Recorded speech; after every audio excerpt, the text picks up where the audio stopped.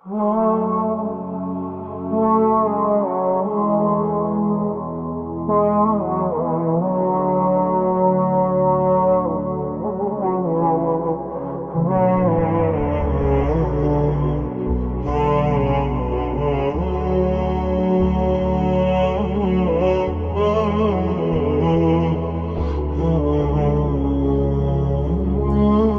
الله الرحمن الرحيم. الحمد لله والصلاة والسلام على رسول الله محمد وعلى آله وصحبه ومن والاه. ربنا آتنا في الدنيا حسنة وفي الآخرة حسنة وقنا عذاب النار. اللهم هيئ لنا من أمرنا رشدا واجعل لنا من كل ضيق مخرجا. اللهم آت أنفسنا تقواها وزكها أنت خير من زكاها أنت وليها ومولاها. اللهم إننا نعوذ بك من علم لا ينفع ومن قلب لا يخشع ومن نفس لا تشبع ومن دعوة لا يستجاب لها. بەڕێزان و خۆشەویستان گەیشتنەوەوانەی سەیەم بەشی دووەم لە تەفسیری ئاەتەکانی سوورەتی کەهف. ئەوڕۆ دەچینە خزمەت ئاەتی ژمارە 9 هەتا ئاەتی 16 پەیوەندی بە ئاەتەکانی پێشوو ئەو کۆبەڵە ئاەتە لە سەرەتای سوورەت خودای گەورە سوبحانەهو وتەعالە باسی گەورەی قورئانی پیرۆز و پەیامەکەی خۆی کرد کەوا بەدوورە لە هەموو کەم و کوڕی و ناتەواویەک، بەڵکو پەیام و بەرنامەیەکی ڕاست و تۆکمە و ڕاست و دروستە و مژێری دەرە لە بۆ هەموو بڕوادارانی ڕاستەقینە و ترسێنەرە لە بۆ ئەو کەسانی کە هاوبەش لە بۆ خوای گەورە بڕیار دەدەن. لەو کۆمەڵە ئاەتەیدا دێ خوای گەورە باسی کۆمەڵێک گەنج و لاو دەکا کە پێیان دەوترێ و ناسراون بە ئەصحاب الکەهف، یارانی ئەشکەوت. ئەو کۆمەڵە گەنج و لاوانە بریتین لەو کەسە ئیماندارە ڕاستەقینانەی کەوا لەسەر پەیام و مەنهەجێکی ڕاست و دروست لە کاتی خۆی لە پێش ئیسلامەتی لەسەر مەنهەجێکی ڕاست و دروست و عەقیدە و بیر و باوەڕێکی ڕاست شۆڕشێکیان بەرپا کرد لە دژی شیرک و ئەهلی شیرک و ئەو کەسانی بێباوەڕ و ئەو کەسانی خراپەکار بوون. مانای وشەکان وشەی ئەڕەقیم بەردی داتاشراو بۆ نووسین، واتە بەو بە تاشە بەردانە دەوترێ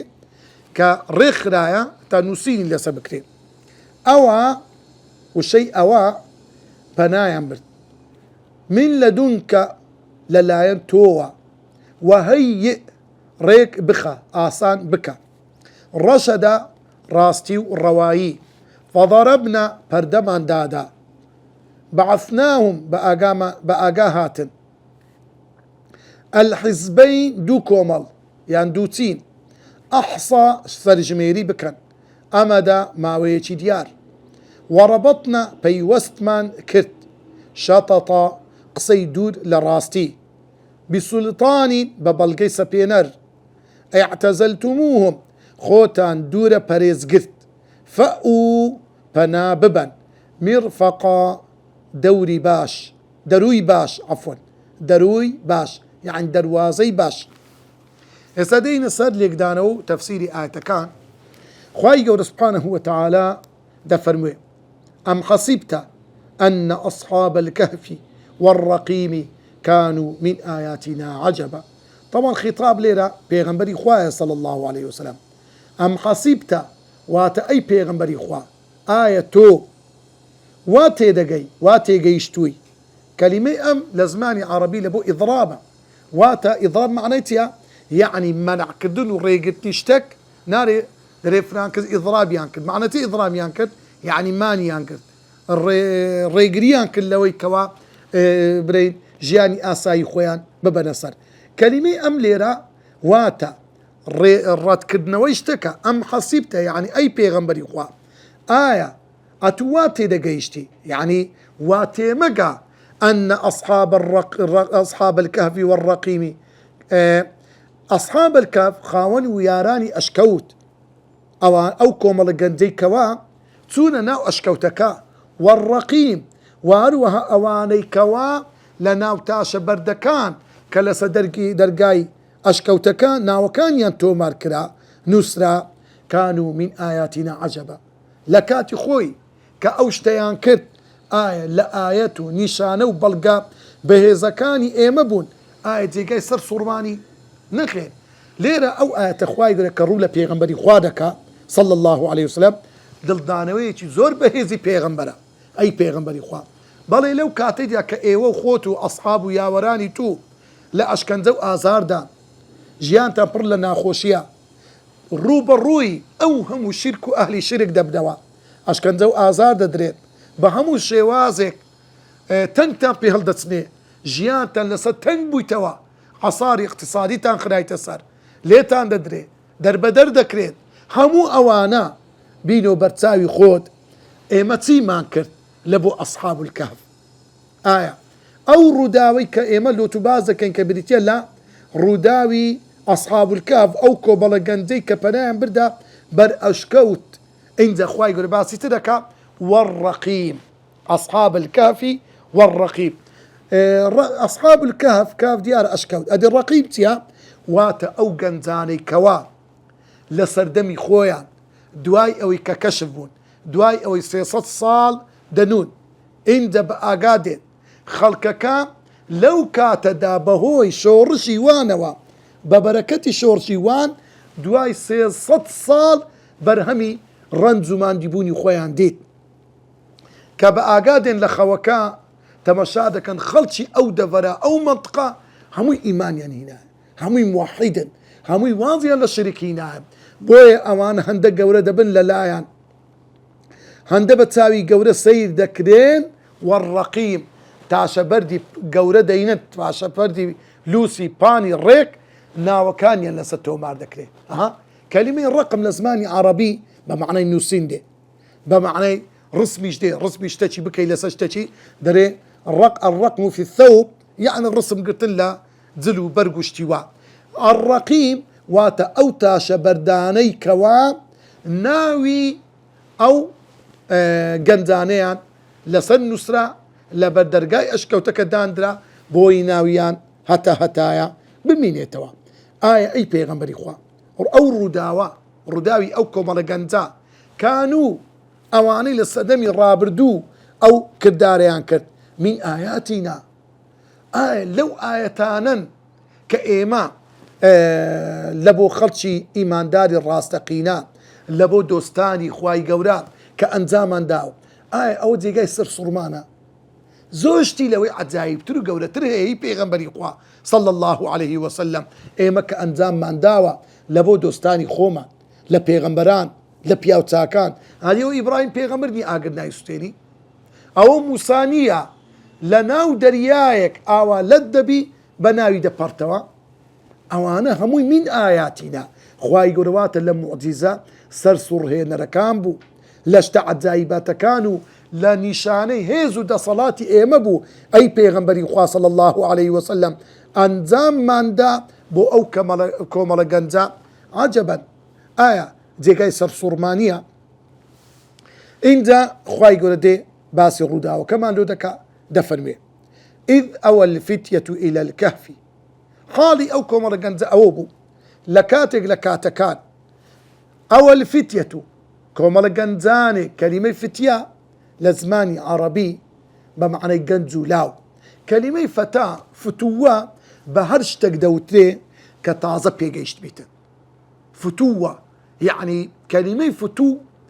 بەو شتەی دەوترێ یعنی هێز و توانا یعنی تند و پەیتی تند و تۆڵی لۆیە بە گەنجیش دەوترێ فەتا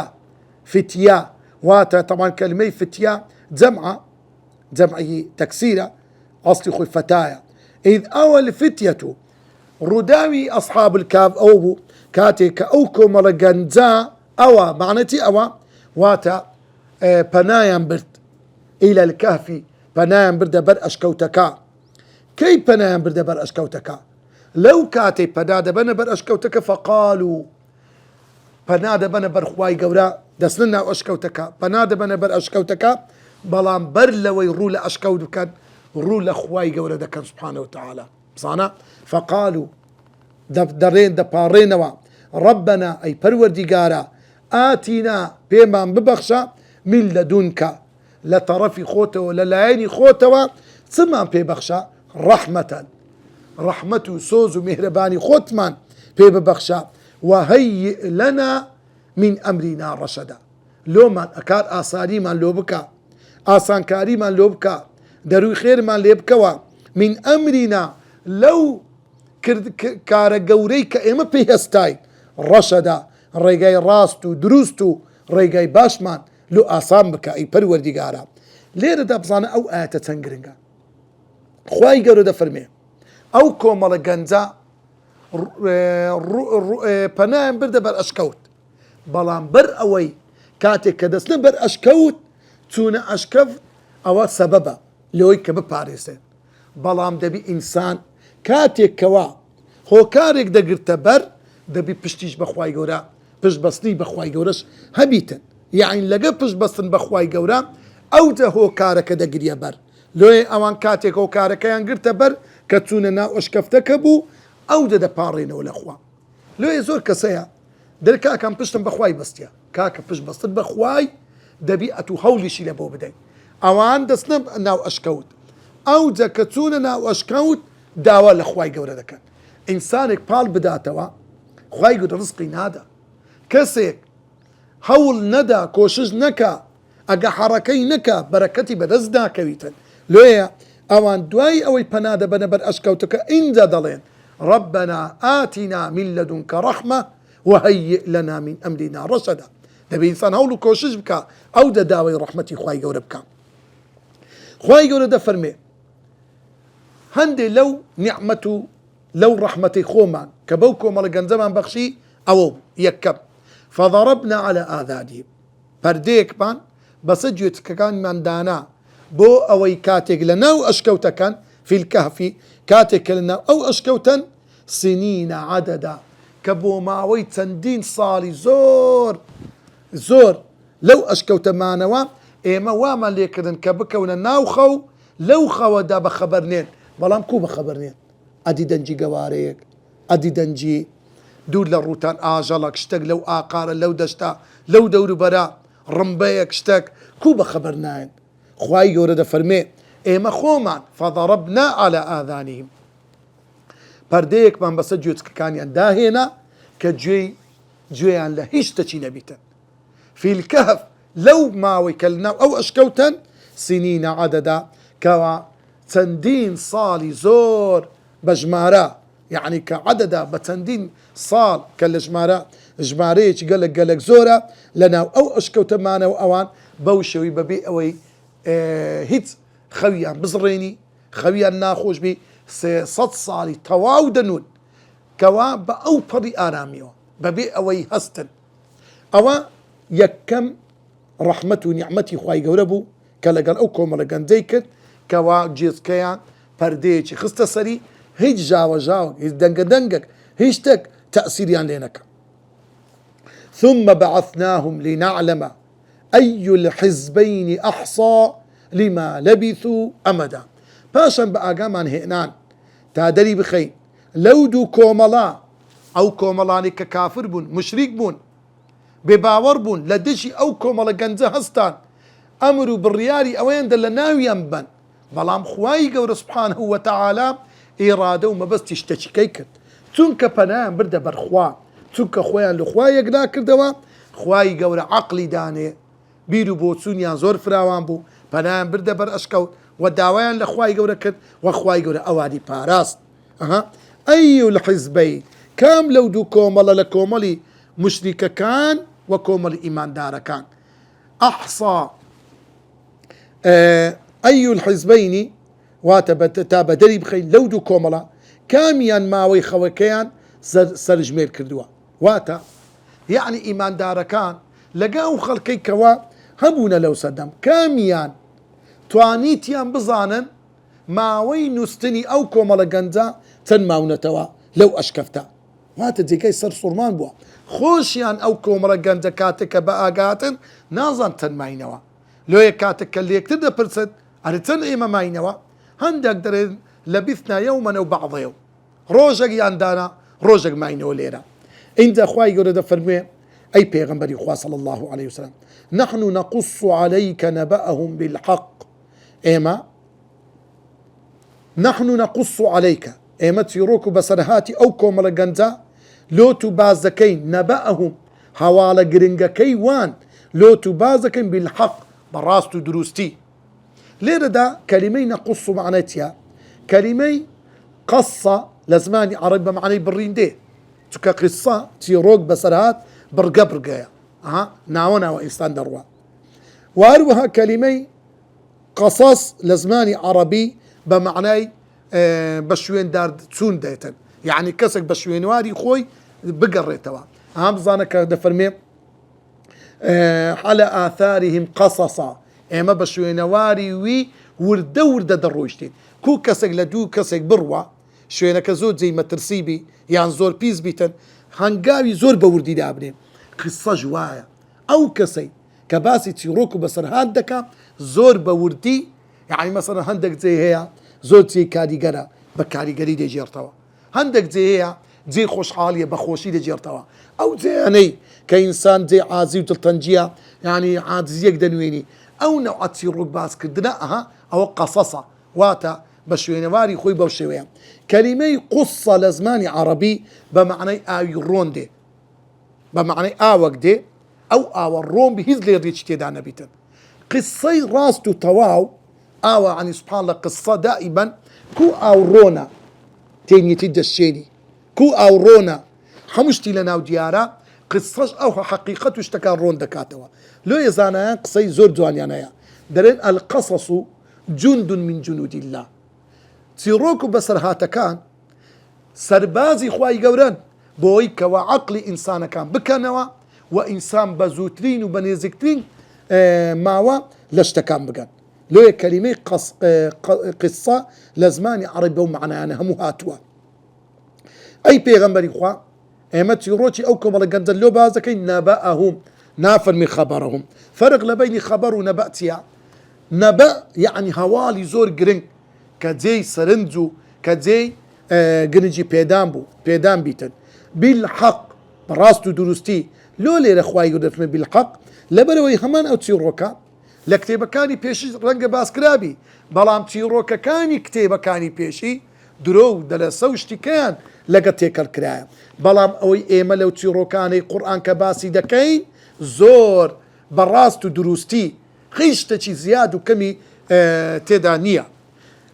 تيروتي او كومل قندتيا انهم اوانا فتية كومل قنزان يقبون كومل اللاو يقبون لأو بريهرتي تمني قلاويتي وقنزيتي كالسا شنقو طاقتو توانابون اوانا او كومل قنزا آمنوا بربهم باوريان بخواي قورهينا باوريان بخواي قورهينا واتا موحد بون يكتابرز بون وزدناهم هدى بلام كاتي اوانا ايمانكيان ايمانتي مردين بو ايمانتي رشوشي نبو ايمانتي برلا جوشو خروشو هورو كوشش بو ايمانك عملي تيدابو ايمانك هستو فراوان ينزور هستو نست ينزور فراوان ببو برتاوي ينزور روم ببو اشتكان يندديد حقتيا ونا حقتيا شركتيا وايمانتيا بويا خويا بيرانه دجيرا برامبر ظلمي شرك برامبر او ظلمي ككار بدستان لو خلقيان دكت خلشيان برو بتفرستي دبرت بويا ايما وزدناهم هدى لسر او ايماني كاوان هيان بو هدايتي وان من زياتر كرت ليرا بزانا وزدناهم هدى كلمة هدى ليرا ادي ايمان هداية نيا با ادي وزدناهم هدى معنيتيا وات ايمانك كيان زياتر بو لسر او ايماني كوا هيان بو او بلقيا اوش بلقيا كلسوي كايمان زياد دكا وكم دكاتن وزدناهم هدى برتاوروني من زياتر كرت تو انت ايمان وكو تسرايا تن او تسرايا بهيزي بكي زيادي بكي اقركي زورترو باشتر بي شوشكي رونتر بي او ان دبرتساو دورو بركي روناك دكاتوا تن ايماني ناودلي انسان بهيز بي باق بي باش بي او ان دبرتساوي انسان روناك دبتوا او ان دستي انسان ببركة دار دبي او ان جوي انسان باكو ريكو تاق دبي او ان قاتي انسان برو حق دروا همو اندا مكان بجيري ايماني ناودلي انسان ريكو راستو باش دبي الا وان في ألا وإن في القلب ألا وإن في الجسد مضغة پیغمبر ده فرمي صلى الله عليه وسلم پارچە گۆشتێک لەناو لاشەی ئینسانە إذا صلحت صلح الجسد كله ئەگەر ئەو پارچە گۆشتە بە ئیمان و تەقوا صالح و باش بوو صلح الجسد كله هەموو لاشە باش و پاک دەبیتن لێ وەزیدناهم هودا ئێمە ڕێنمونی ڕێگا چارە و ئەو کارێک کە ئەوان پێهێستان زیاتر و باشتر بەرچاومان ڕوون کردن ڕێگای حەق و کەمان زیاتر لە بەرچاو ڕوونکردنەوە وربطنا على قلوبهم یەکێشتر لەو نیعمەتانی کە ئێمە لەگەر ئەو کۆمەڵە گەنجە کردمان وربطنا على قلوبهم واتە ئێمە دڵی وانمان دامەزران دڵیانمان بەهێز کرد کەلیمەی ڕەبط معنای چییە وربطنا على قلوبهم واتە دڵمان پەیوەست کرد بەخوای گەورە دڵیان پەیوەست بوو بەخوای گەورە سبحانه وتعالى کەلیمەی ڕەبط یعنی تەمەشا بکە هەندێک ئینسان هەیە ئیمانەکەی هەندە بەقوەتە هەمیشە و بەردەوام پەیوەندی بەخوای گەورە هەیە سبحان الله لێ تەمەشا بکە پەیوەندیکردنی ئینسان بەخوای گەورە هەر ئەوە نییە دەوی بە زکربی نا دڵت وابەستەبی بەخوای گەورە سبحانه وتعالى یعنی هەمیشە و بەردەوام ئەتو سەرچاوەی هەموو ژیانی تو سەرچاوەی هەموو خێر و نەفعەتی تو لە ئاسمان و لە خوای گەورەوە بی سبحانه وتعالى لێ ئێمە وەڕەبەطنا على قلوبهم دڵی وانمان دامەزران دڵیانمان بەهێز کرد توند و تۆڵ و پتە و کرد بۆیە هیچ ترسێکیان لەناو دڵ نما هیچ ترسێک لەناو دڵی وان نما بەرامبەر ئەو مەلیکە زاڵمە ئەو پادشا مشریکە کافرە بێدینە خوانە ناسا خوێن ڕێژە کە خەڵکی دەچەوساندەوە بۆیە ئیذ قاموا کاتێکەوە هەردەستنەوە کاتێک شۆڕشێک بەرپا دەکەن کاتێک لەسەر پێی خۆیان ڕوبەڕوو دەبنەوە ئیذ قاموا لەو کاتێکەوە هەردەستنەوە ڕوبەڕووی ئەو مەلیک و پاشا خراپە دەبنەوە فقالوا دەڵێن ربنا رب السماوات والأرض ئەی مەلیک ئەی پاشا کە خۆت بەخوا دادەنەی هەرگیز دەخێت تۆ خوای ئێمەنی بەڵکو خوای ڕاستەقینەی ئێمە ربنا پەروەردیگاری ئێمە ئەو خودایەیە رب السماوات والأرض پەروەردیگار و خالیق و دروستکەر و بەڕێوەبەر و خاوەنی نیعمەتە کەوا دروستکەری عەرد و ئاسمانەکانە بەڕێوەبەری عەرد و ئاسمانەکانە سبحان الله دائما ئینسان لەگەر ئەو نەوعە کەسانەی کە شرک چاوی کۆرە کردینە دڵی کۆرە کردینە حەقەکان نابینن لێ یەکەوسە دەبێت و بێی لە پلە باڵەکان نمونەیان لۆ بینیەوە ئەتو پێت وایە ئەو خاک و نیشتیمانە بەڕێوە دەبێت لێ خۆت بەخوا دادەنەی بەڵام هەڵەی ئەدی چێ ئاسمان بەڕێوە دەبا ئەدی چێ خۆری هەردەینی چێ ڕۆژی هەردەین و چێ ئاوای دەکا چێ ئەستێرەکان بە دەردەخی چێ شەو ڕۆژ دادەنێ چێ ئەو زەویە شین دەکات و ئەو هەموو ڕووەک و جیا و دەریا و زەریانە دروست دەکا ئەو لە دەستی چێ لە دەستی تووە لێ بزانە ڕەکەوسەر عەقلی دەجوولێنی پەروەردی خوای من خالیقی من خالیقی عەرد و ئاسمانەکانە ئایا تو ئەو خالیقەی بتانی دەسەڵاتت بەسەر ئاسماندا بشتێ لن ندعو من دونه إلها هەرگیز ناپەرستم ناپاڕێمەوە من دونه جگە لەو خودای خالیقی عەرد و ئاسمان ئیلاهەن هیچ تێشتر بەخوا دانانێم لەوانەی کە ئێوە خۆتان بۆ خۆتان داتان ناون داتان تاشیون کە لە جێی خوای گەورەتان دانا وەکو خوا لێی دەترسن وەکو خوا لێیان دەترسن وەکو خوای گەورە دەیهێنە ڕێزی خوا نەعوذ بالله هەرگیز من ئەو خوایە ناپەرستم ئەگەر وا بکەم لقد قلنا إذا شطط بەڕاستی ئێمە ئەگە جگە لە خوای ڕاستەقینە کە خالیقی عەرد و ئاسمانەکانە کە خالیقی خودی خۆمانە ئێمە جگە لە خوایە بپەرستین لقد قلنا بەڕاستی ئێمە قسەیەکمان کردووە وتەیەکمان وتووە شەتەتە قسەیەکی شەتەت واتە قەولا بەعیدا عن الحەق قسەیەکی دوور لە ڕاستی قسەیەکی ناڕاستمان کردووە کە بەڕاستی ئەوە قسەیەکە ئینسان خۆی پێدەخافرێنی ئەگەنا خوای ڕاستەقینە هەر ئەو خوایەکەوە بەدیهێنەری مرۆڤ و ئاسمان و زەوی و هەموو بوونەوەرە ئینجا خوای گەورە دەفەرمێ هؤلاء قومنا اتخذوا من دونه آلهة هؤلاء قومنا أي ملك أو قوم خزم كسو عشيرتي إيمن اتخذوا من دونه آلهة لزيد صلاتي تو طبعا ليرا لوق هنقص لقى مليك دكا لقى باشا دكا أي ملك بظانة تاماني تو تنقوريا أتو كبخود بشريكي كشريك اللي خوا برقار ده خود بخوا دادني أتو قناحكي خود هردقري وقناحي أو بلتا أو هاولاتيانا همو لسر أستويتويا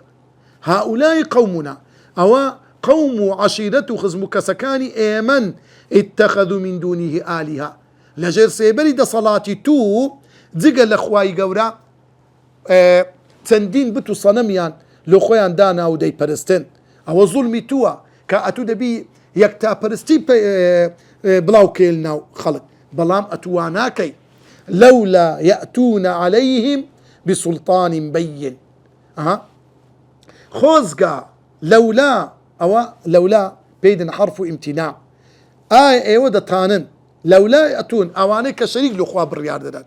لقورا لقسكا لجن لخوين دوار ونخوين دوار هرها بيان خوزقا يكيق لوان بيان تواني بايا يأتون عليهم بيان هنا بايا لصر او شركة كهيتيان بسلطان يقبلقا يسر بينر بينن لصر او شركة كهيتيان بين بلان بلقيت رونو اشكرا بيتن برين والله كاكا املوه بتي لبرستي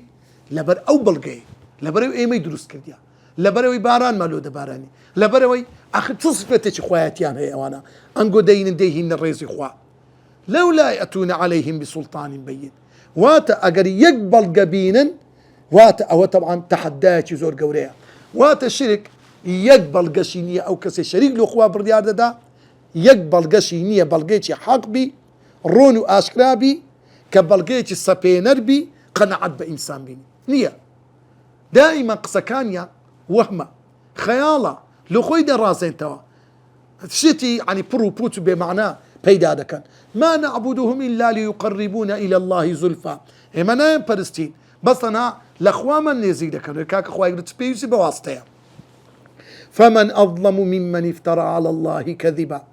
تكسق لوي ظالم ترى واتا هيت كسقنيا لو كسي ظالم تربي لچه ممن افترى لو كسي درو لو كسي بختان هل دبستي على الله لسخواي قولة كذبا بختاني درو قصينا راس قصينا حق لسخواي قولة هل دبستن بناوي خوا وقصدك نعوذ بالله ظلين خواي قولة سبحانه وتعالى كريها خواي قولة كتيها خواي قولة ما اتخذ صاحبة ولا ولدا لم يلد ولم يولد او بختانا نقول بخواي قولة دكا هرجيز خواي قولة سبحانه وتعالى بكفر وشرك رازي نبوة سون او بختانا هل دبستن بسر خواي قولة انت خواي قولة دفرمي وإذا اعتزلتموهم كاتك اوان خويان دور بريز قرت بدور كوتوا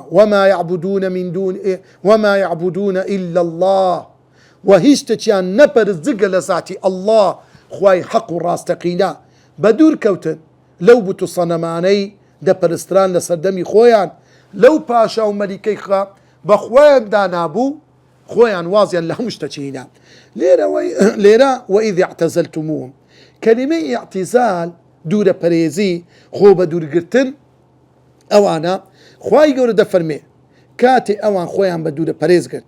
فنام بدا بر اشكوتكا بدور كوتنوا وما يعبدون إلا الله زقل ذاتي الله هيش تشكيان نفع برست بس خوان ده برست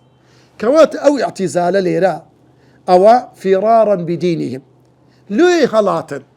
لبرأوي اوانا هرشيان ليكرا كهرشيان ليكرا لو باريزقاري كدي ديني خوان دينا كيان بسلامة درتي بدو خوان دولة باريز قرتو هلاتنو رويشتن لو كاتي كرويشتن بشيمان نبونا ولا بيرو باوري خوان وما يعبدون إلا الله تنها خوان دا برس بوي لو كاد دخوا يقول بهانا عن هاد فأو إلى الكهف إنزا إيما آراستما كردن خصمان ناومي الشيوان داواما ليكد وطمان فأو معناته فأو واتا بناببا إلى الكهف لبو أو أشكوت ديار أشكوت شي دياري كراهو بوا لو شوينا أجر إيوة بناب بنبر أشكوت ينشر لكم ربكم من رحمته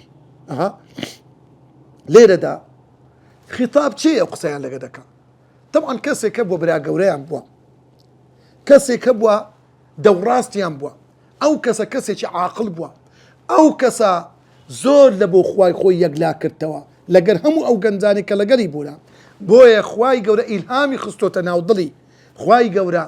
خستۆتێ ناودڵی ئەگەر ئێوە پەنا بنە بەر ئەشکەوتە ينشر لكم ربكم من رحمة واتە خوای گەورە ڕەحمەت و میهرەبانی خۆی بەسەرتاندا بڵاو دەکاتەوە کەلیمە ينشر واتە بڵاوکردنەوە ويهيئ لكم من أمركم مرفقا وخواي گەورە لە هەموو ئیش و کارەکانتان کەلیمەی مرفق واتە دەروازە هەموو دەروازەیەکی خێرتان لە بۆ ئاسان دەکات دەروازەی ڕزگاربوون لە دەستی ئەو مەلیک و پاشا ظالم و خوانە ناس و ستەمکارە سوود و پەندە هەڵێنجراوەکانی ئەو چەند ئاەتە پیرۆزە یەکەم ئەشکەوت مۆڵگە و پەناگەی پیاوچاکان و شۆڕژێڕانی ڕێگای خودا و حەق بووە لە دێر زەمانەوە واتە لە قەدیمەوە ئەشکەوت بەڕاستی جێگای ئەو کەسانە بووە کاتێکەوە عیبادەتیان لە بۆ خوای گەورە کردووە پەنایان برتە بەر ئەشکەوت کەسێک ظالمێک ستەمکارێک تەنجی پێ هەڵچینیوە پەنای برتە بەر ئەشکەوت لۆی ئەشکەف پەناگەیە شوێنێکی زۆر گرنگە لە بۆ ئینسانی ئیمانداران خاڵی دووەم بەسەرهات و ڕووداوی ئەم کۆمەڵە گەنجە مایەی سەرسوڕمانی و سەرنج و تێبینیکردنی نییە یعنی جێگای سەرسوڕمان نییە لۆ بەڵکو دروستکردنی ئاسمانەکان و زەوی و بوونەوەر معجزەکانی پێغەمبەران زۆر لەوە سەیرترە لۆیە خوای گەورە کە دەفەرمێ ئایا سەری سوڕ دەمینێ لە باسکردنی ئەو ڕووداوە ئەوە جێی سەرسوڕمان نییە بەرامبەر بە ئیشی خوا هەموو ئیشەکی خوا هەموو کار و کردەوەیەک لەکن خوای گەورە ئەستەم و زەحمەت و گران نییە خاڵی سێم خدای گەورە لە چەندین شوێنی قورئانی پیرۆز باسی گەنج و ڕۆڵی گەنج و لاوی کردووە کە ئەو چین و توێژە بڕبڕەی پشتی هەموو کۆمەڵگەیەکن لێ لێرە ئەوانە کۆمەڵە گەنجەکان بوون ئەختیارەکان بێدەنگن هیچ قسەیەکیان نییە لۆ دائیمەن ئەوەی کەوا هەست و نستی ناسکە ئەوەی دڵی بەهێزە ئەوەی عەقلی شتەکان دەخوێنتەوە کۆمەڵی گەنجە لۆیە گەنج ئەگە وشیار بوو کۆمەلگەش هەمووی وشیارە ئەگەر گەنج مردوو بوو ئەگەر گەنج بەڕاستی گەنجێکی نووسوو بوو ئەوە خەڵک هەمووی بێ ئاگایە و ئەو ملەتەشی نووسووە خاڵی پێنجەم هەموو کارێکی موسڵمان پێویستە بە گوێرەی شەرع و فەرمانی خودا و سونەتی پێغەمبەر بێت خاڵی پێنجەم ئەم بەسەرهاتە یەکێکە لەو بەسەرهات و چیرۆکانی کە زیندوو بوونەوەی مرۆڤ دەسەلمێنێت خوای گەورە باسی ئەوەی دەکا لۆ ئەوانە 300 ساڵ دەنون دوایە بە ئاگادێن واتە مرۆڤیش بە هەمان شێوە لەو کاتێکەوە دەمری ڕۆژێکداری زیندوو دەبێتەوە خاڵی شەشەم چاکترین و بڕوا پێکراوترین سەرچاوە بۆ چیرۆک بەسەرهاتەکانی قورئانی پیرۆز و فەرموودەی پێغەمبەرە صلى الله عليه وسلم لۆیە خوای گەورە کە دەفەرمێ نحن نقص عليك بالحق چیرۆک و بەسەرهاتی قورئان حەقە ڕاستە دروستە و ئەو چیرۆک و بەسەرهاتانەی قەومەکانی پێشوو کە لە فەرموودەی صحیحی پێغەمبەر صلى الله عليه وسلم باس کرابن خاڵی حەفتەم کردەوەی چاک و قوربانیدان لە ڕێی ئاین گەورەترین هۆکاری زیادبوونی ئیمان و هیدایەت و ڕەحمەتی خودایە بۆ مرۆڤ ئەگەر کەسێک بێ و ئیمانەکەی دامەزراو بی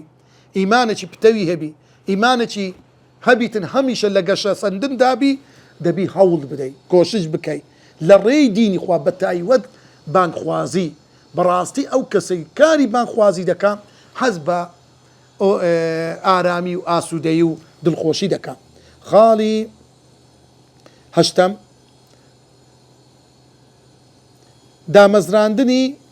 دامەزراندنی دڵ لەسەر حەق و ڕاستی ترسی جگە لە خودا لە ناو دڵی مرۆڤ نایەڵێ ئەگە دڵک وابەستەی خوا بوو ئەگە دڵک بەڕاستی ئیمانی لە ناو بوو لە هیچ شتێک ناترسێ جگە لە خوای گەورە نەبێ هەر کەسێک لە خوا ترسا ئەمینە لە هەموو کەسێک هەر کەسێک لە خوا نەترسا لە هەموو کەسێک دەترسێ لۆیە ئینسان چەند لە خوا بترسێ ئەوەندە دڵی ئارامە ئەوەندە ئەمینە ئەوەندە دڵی خۆشە خاڵی نوێیەم سەپاندنی حەق و ڕاستی بڕوا بە بەڵگەی شەرعی شتێکی پێویستە لەسەر بانخوازان بانگواز دەبی کاتێک کە یەکتاپەرستی کاتێک کە باسی بانگەوازی خۆی دەکا دەبی بەڵگەی بەهێز بینتەوە. ئەواتیان کرد وتیان ڕەبونا ڕەب السەماواتی وەڵ، بەڵگەیەکی وای هیناو لە بۆ ئەو مەلیکە لە بۆ ئەو پاشا مشریکە کە دەستەوەستان بوو نەیتوانی هیچ قسەچکە بکە. خاڵی دەیەم واسەێنان و کۆچکردن لە پێناوی خودای گەورە قەرەبوو دەکاتەوە بە ڕەحمەت و میهرەبانی و مهرەبانی خۆی هەموو شتێکی بۆ فەراهەم دێنێت. هەر کەسێک واز بینی لە پێناوی خوای گەورە تەعویزی شتەکانی لە بۆ دەکاتەوە. ڕۆنکردنەوە سەبارەت بە ڕۆڵی گەنج و لاو. تەواان گەنج لاو تین و توێژێکی زۆر گرنگن، بۆیە خوای گەورە لە قورئانی پیرۆز ئێستا کە لەو چیرۆکی کە باسی ئەصحاب الکەهفە تیشک دەخاتە سەر گەنج. ئینەهم فتیەتون، بزانە ئەوانە کۆمەڵە گەنجێک بوون، نافرم ئینەهم ڕیجالون ئەوانە کۆمەڵە پیاوانێک بوون، نە ئینەهم فتیەتون ئەوانە بەڕاستی کۆمەڵە گەنجێک بوون. کەواتە گەنج زۆر گرنگە لە شەریعەتی خوا لە دینی خوا. حتى ئیبراهیم پێغەمبەر لەو کاتێک کە بتەکان دەشتێنی چ دەڵێن؟ سەمیعنا فتەن جێبزبوون ئەو کوڕە گەنجە تازە پێگەیشتووە یقال له ئیبراهیم کە ناوی ئیبراهیمە. ئەو بەخراپە باسی بتەکانی ئێبەی کردیا فتەن گەنج.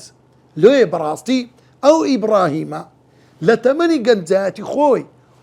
قسە گفتوگۆ لەگە بابی دەکە، یا ئەبەتی ئەی بابەجیان اینجا گفتوگۆی لەگە دەکە، مناقەشەی لەگە دەکە، حتا دەگاتە ڕادەی ئەوەی بتەکان دەشتێنی. کە بتەکان دەشتێنی زۆر بە عاقلی بزانە ناچی بە تەعەسسوب شتەکەی بکە بەرچاوی خۆی نەبینی. بتەکان هەموو دەشتێنی تەنها ئەوی گەورە دێتەوە. اینجا تەورەکەی لەسەر ملی دادەنێ لۆ هەتاکو لە بۆیان ئیسپات بکە کە ئەو بتانە ئەوەی نە هەمووان گەورەتر هیچ پێ ناکرێت چجا ئێوەی بچووکەکان لە بۆیان بسەلمێنی. ئەو بتانە ناتان دیفاع لە خۆیان بکەن، چۆنی دەتان دیفاع لەنگۆ بکەن قەڵچینا. لۆیە کاتێککە پێی دەرێ ئەی ئیبراهیم چێ و بتانە شکاندیان دل لە خۆیان بپرسن. ثم نوکسوا على رؤوسهم سەری خۆیان شۆڕ کرد بەرامبەر قسەکەی ئیبراهیم، چکە هیچ بەڵگەیان پێنما. لۆیە گەنج بزانە چەند میهمە. اینجا ئەگە تەمەشا بکەی پێغەمبەری خوا صلی الله عليه وسلم لە تەمەنێک خوای گەورە کردی بە پێغەمبەر سەڵات و سەلامی خوای لەسەر بێ تەمەنی 40 ساڵی بوو. کە تەمەنی 40 ساڵی تەوان تەمەنی گەنجایەتی لە چێ دەست پێ دەکا؟ لە تەمەنی 15 ساڵی هەتا 40 ساڵی. لە تەمەنی 40 ساڵی لۆ 50 پێی دەوترێ جوامێر لە کوردەواری خۆمان، لە عەرەبی پێی دەوترێ کەهل واتە زەلامەکی پتە و عاقڵ لە هەڕەتی تۆکمەی پێگەیشتنیەتی. بزانە کەواتە لێ لە تەمەنی گەنجایەتی ئەگە سەیر بکەیت پێغەمبەری خوا لە تەمەنی گەنجایەتی خۆی چی کرد؟ پێغەمبەری خوا تیجارەتی کرد. بزانە لەگەم مامی چووە شام لە پاشان جێڕایەنەوە لە ترسی جوولەکان. ئەو جارە پێغەمبەری خوا وازی نەینا دەستی بە شوانی کرد. گەنج دەبی یعنی ئەو تەمەنی گەنجایەتی خۆی بە فرسەت بزانی. لە دواییدا پێغەمبەری خوا صلی الله عليه وسلم هە لە تەمەن گەنجایەتی خۆی هەستا بازرگانی کرد بە ماڵی خاتو خەدیجە. لێ گەنج یعنی هەوڵ و کۆشش و وزە نابی دابنیشی. اینجا گەنج لە شریعەتی ئیسلام لە قورئان لە سنەتی پێغەمبەر صلی الله عليه وسلم زۆر گرنگی پێدراوە. هەروەکو لە کتێبەکان لە ئەثەردا هاتووە دەڵێ حالفني الشباب وخالفني الشيوخ. ئەوانەی پشتی پێغەمبەریان گرت گەنجەکان بوون، ئەوانەی لە دژی پێغەمبەر ڕاوەستان دژایەتی پێغەمبەریان کرد ئەختیار و بەساڵاتچوەکان بوون. ئەبوو جەهل پیاوەکی بە تەمەنی ئاخر شەڕ، ئومەیە، ئەبوو لەهەب ئەوانە مامی پێغەمبەر گەورەکان بوون لە جیاتی پشتی پێغەمبەر کرد دژایەتی پێغەمبەریان کرد. بەڵام ئەوانەی گەنج بوون هاتنە مەیدان. ئیمامی ئەبوبەکر کاتێک ئیمان بە پێغەمبەر دەینی صلی الله عليه وسلم عمری 37 ساڵە. اینجا گەنجەکانی تر مصعب لە تەمەنی هەڕەتی گەنجایەتیدا و زۆرینەی گەنجەکان کە زانایانی مێژونووس و